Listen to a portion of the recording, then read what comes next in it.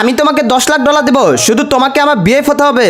আমি হব, কিন্তু আমি তোমাকে বানাতে চাই। আমার কোনো ইচ্ছে নেই। ভেবে দেখো, এটার জন্য আমি $10 লাখ দেব। আমার $20 লাখ চাই। এই নাও, এখানে 20 লাখ আছে। এই নে, যা পার্টি কর। अरे वाह। তাসরিফ, আমরা যাচ্ছি পার্টি করতে। ঠিক আছে, এবার কাপড় খুলো। আরে না, তুমি এসব কি বলছো? আমি বলেছি এই কাপড় নোংরা হয়ে গেছে, যাও নিজেকে পরিষ্কার করো। আমি ভেবেছি আমার সাথে অন্য কিছু করবে। অন্য কিছু চিন্তা করার দরকার নেই। রোজা, এসব কি করছিস তুই? এই ভিখারিকে তোর বয়ফ্রেন্ড বানাচ্ছিস? প্রিয়া, আমার বাড়ির লোক আমার বিয়ে ঠিক করেছে, কিন্তু আমি এখন বিয়ে করতে চাই না, তাই এই ছেলেকে আমার বয়ফ্রেন্ড বানাচ্ছি।